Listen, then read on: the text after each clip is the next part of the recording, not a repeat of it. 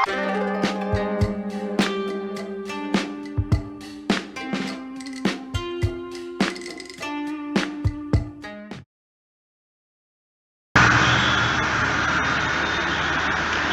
عليكم ورحمة الله وبركاته أعزائي طلاب أولى إعدادي. استكمالا لملف المراجعة نبدأ نتكلم في سؤال جديد هو سؤال القطعة.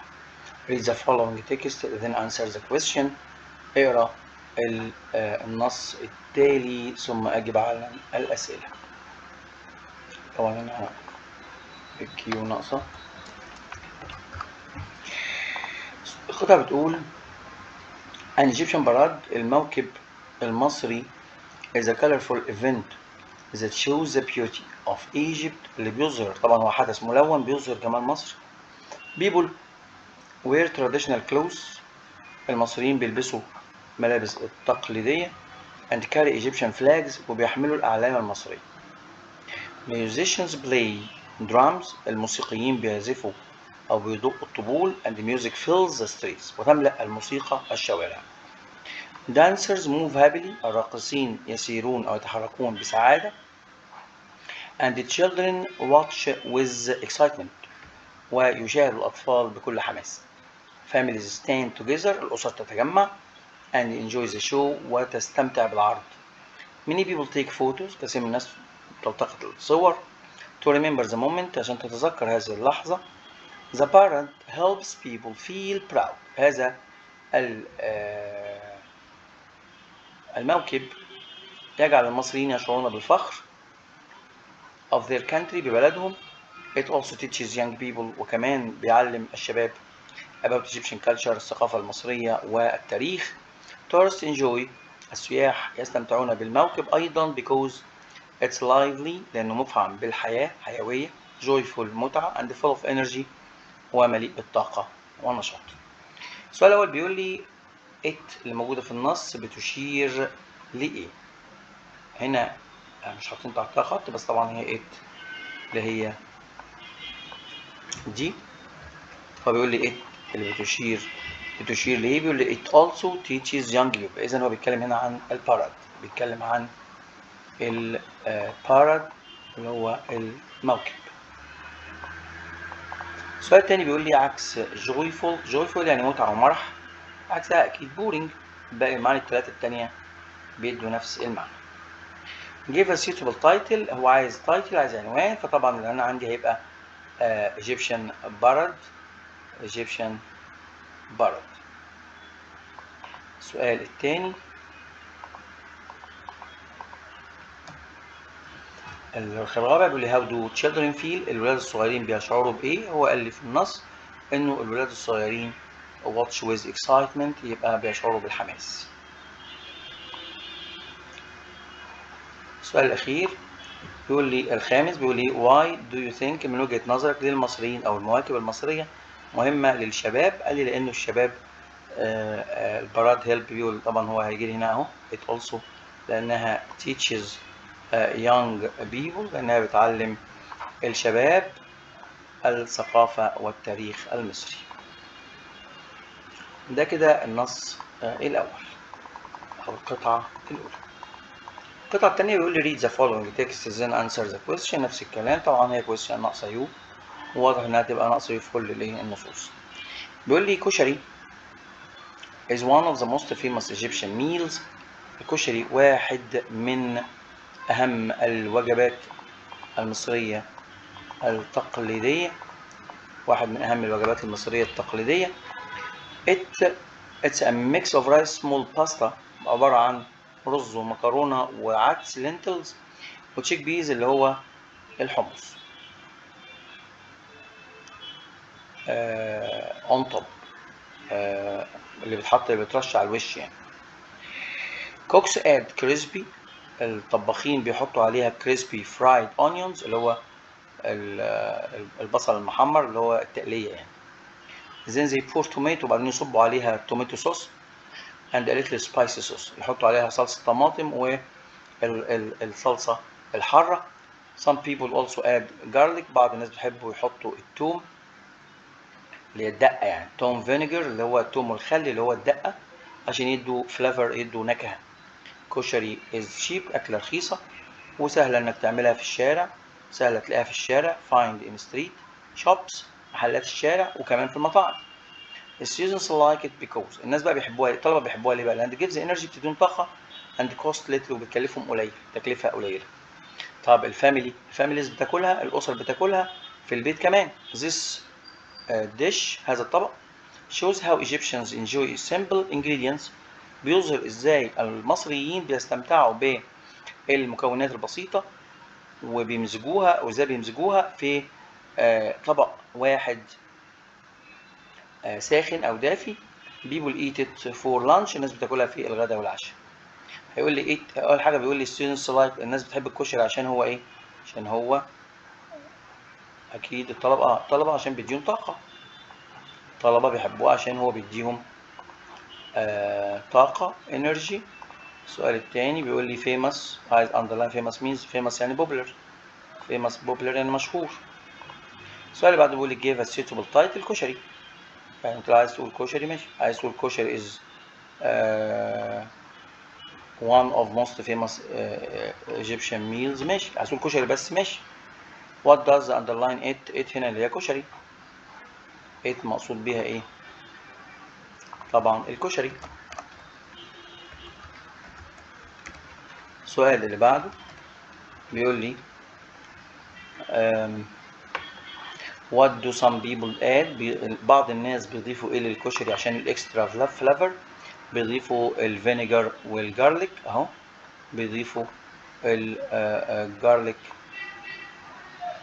فينيجر فور اكسترا فلافر. ده النص التاني. النص التالت بيقول لي the camel، كلام عن الجمل.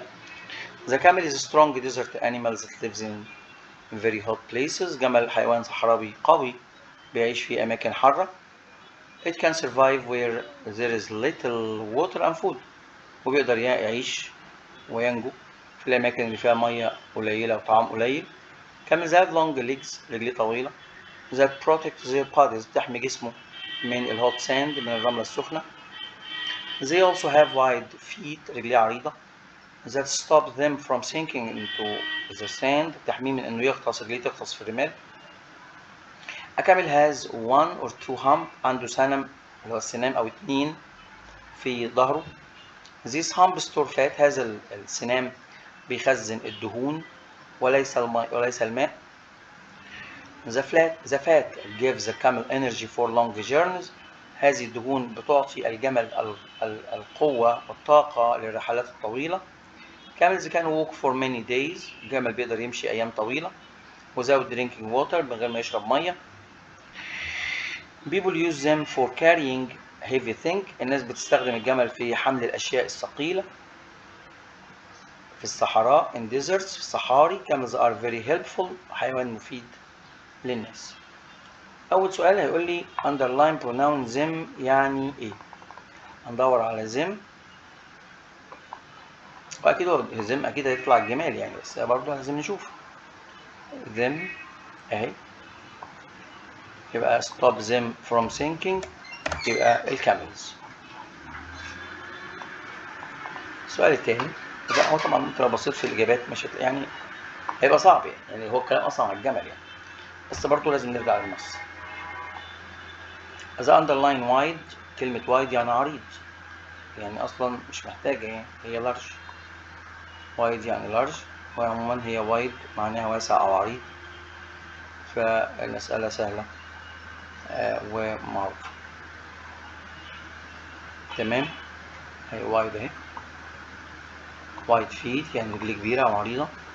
السؤال الثالث بيقول لي what is the best title camel، خلاص يعني معروف هو بيتكلم على الجمل، فأفضل عنوان هيبقى camel أو camels، الجمال.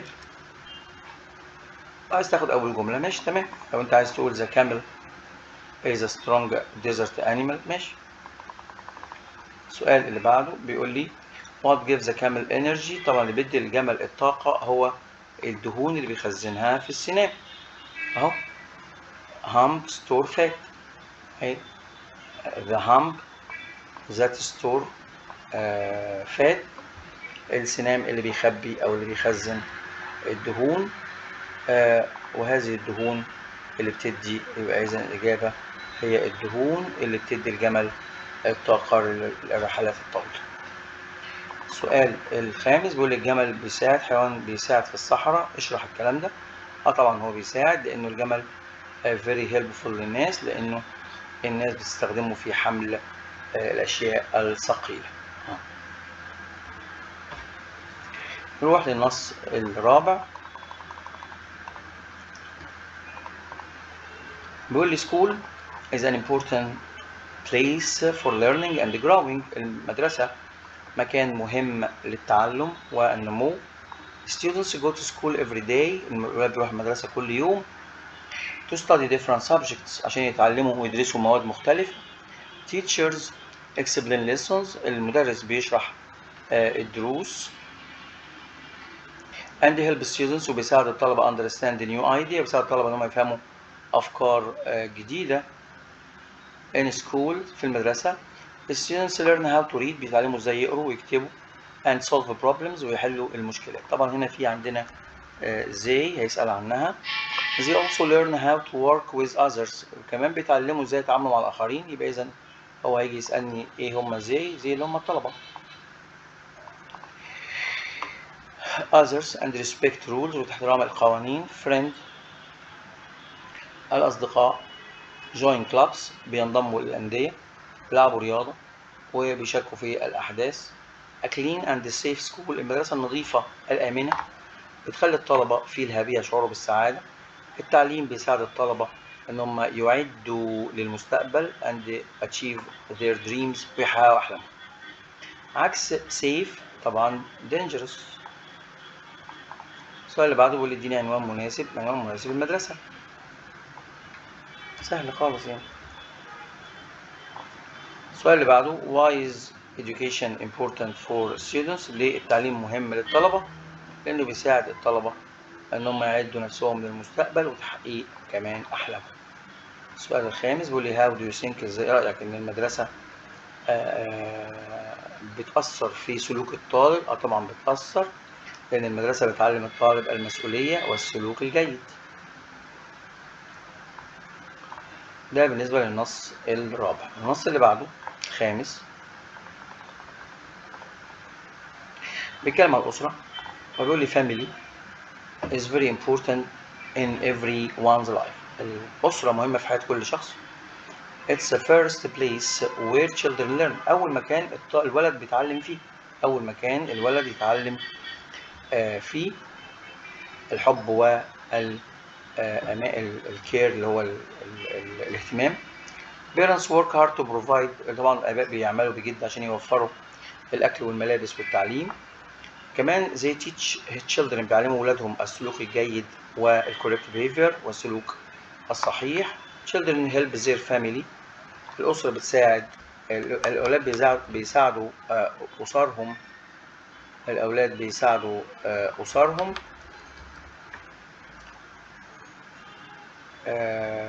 by cleaning room إن هم بينظفوا الغرف. respecting elders ويحترموا كبير السن. families eat meals. الأسر بتاكل وجبات سويا together and talk about their day وبيتكلموا عن يومهم. grandparents share stories. الأجداد بيتشاركوا القصص وبيقدموا الادفايس النصيحة from their experience من خبراتهم السابقة. family members أعضاء الأسرة support each other بيساعدوا بعض in happy and difficult times في كل الأوقات سواء كانت سعيدة أو صعبة. a strong family makes people الأسرة القوية بتجعل الناس يشعرون بالأمان and confident والثقة. when families cooperate and respect each other لما الأسر تتعاون وتحترم كل منها الآخر they live peacefully بيعيشوا في هدوء وسعادة. الأسرة حياة الأسرة helps children بتساعد الأطفال grow into kind إنهم ينمو بشكل جيد and responsible adult وتحمل تحمل البالغين للمسؤولية. طبعا زير هنا اللي هي زير families اللي هم children. هو بيتكلم عن اتنين، الأسرة اللي هم الأولاد والآباء. كلمة respect يعني يحترم، اللي هي encourage، بس هو عايز عكسها يبقى disrespect. respect يحترم، و disrespect يعني لا يحترم. هي respect اهي بمعنى يحترم، وهو عايز عكسها يبقى disrespect. السؤال اللي بعده بيقول لي what is the best title. طبعا best title هو الأسرة. family is very important in everyone's life. What does a strong family do. الأسرة القوية بتعمل إيه؟ هو قال لي إن الأسرة القوية بتعمل إيه؟ strong family، أيوه أهي strong family لسه قاريينها.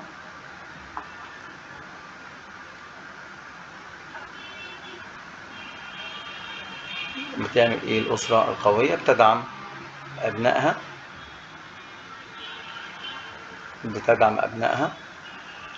يعني أنا طبعا مش لاقيها، بس إن إحنا قريناها وإحنا بنقرا النص. السترونج فاميلي أكيد الأسرة القوية بتدعم أبنائها في الأوقات العصيبة والأوقات الجيدة. دي الأسرة القوية أهي.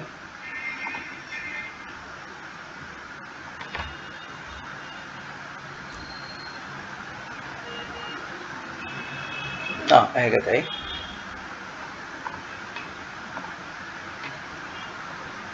strong family makes people feel safe. بيدعموا أعضائها، بيخلوا الناس يشعروا بالأمان أهي والثقة. طبعا نفس الفكرة، هم بيدعموا أفرادهم في السرات والضراء، يعني الأوقات العصيبة والأوقات الجميلة يعني، أو السعيدة. How does family life. إزاي حياة الأسرة بتأثر على شخصية الطفل. هو الكلام ده في آخر سطر، قال إنه الفاميلي لايف help children grow، يعني بتساعد الطفل إنه ينمو في جو من الطيبة والألفة والمسؤولية. ده كده النص الخامس. النص السادس الأخير بيقول لي animals حيوانات اللي بتعيش في أماكن مختلفة حول العالم. بعض الحيوانات some animals بعض الحيوانات بتعيش في الغابة، وبعضها بيعيش في الصحراء، وبعضها بيعيش في محيطات. animals need food. الحيوانات بتحتاج طعام ومية، وكمان بتحتاج مأوى shelter عشان تقدر تعيش. الناس بتستخدم الحيوانات عشان الطعام، عشان الأكل، عشان العمل، عشان البروتكشن الحماية. زي مثلا البيتس الحيوانات الأليفة بتدي الإنسان الحب والصداقة أهي، بتدي الفريندشيب الصداقة واللوف للهيومنز للبشر. animals help keep nature. الحيوانات بتساعد على الحفاظ على الطبيعة في حالة من التوازن. بعض الحيوانات endangered معرضة للانقراض وبتحتاج لحماية. humans should be kind. الإنسان لازم يكون يتعامل بشكل جيد مع الحيوانات ويحمي and protect their homes ويحمي منازلهم. hurting animals إيذاء الحيوان بيدمر البيئة، بيدمر الطبيعة. taking care of animals show responsibility. الاعتناء بالحيوان يظهر المسؤولية. when people protect animals لما الإنسان يحترم، لما الإنسان يحافظ على أو يحمي الحيوانات. they also protect the environment. فهو في الوقت نفسه بيحافظ على أو بيحمي البيئة. and keep the earth healthy. وبيخلي الأرض أو الأرض اللي نعيش عليها في حالة من حالة صحية جيدة للأجيال القادمة. كلمة damage يعني يدمر، وهو عايز عكسها يبقى protect. يبقى damage يدمر، وطبعا عكسها هيبقى protect. السؤال اللي بعده بيقول damage ايه. السؤال اللي بعده بيقول taking care of animals show. العناية بالحيوان بيظهر المسؤولية، بيظهر مسؤولية الإنسان عن الحيوان. السؤال اللي بعده بيقول لي give a suitable title. العنوان المناسب هو الحيوانات. هو بيتكلم عن الحيوانات أصلا. العنوان المناسب هو الحيوان، أو عايز تقول بقى الحيوان اللي بيعيش في أماكن مختلفة، بس هو بيتكلم أساسا عن الحيوان بشكل عام. السؤال الرابع بيقول ازاي الحيوانات بتساعد الانسان؟ بتساعد الانسان في الاكل والشرب والعمل. اي الانسان بيستخدم الحيوان عشان الطعام والعمل والحماية. آخر سؤال بيقول what does the underlying pronoun they بتشير لمين؟ هو أكيد طبعا الحيوان، لكن برضو لازم نرجع للنص عشان نشوف they هنا بتشير لمين. أدي they أهي. They also protect the environment and keep the earth healthy for future generation. طبعا هنا يقصد البيبل. people protect animals. لما الإنسان بيحمي الحيوانات they also protect، فهو أيضا بيحمي environment. يبقى هو بيتكلم هنا على البيبل.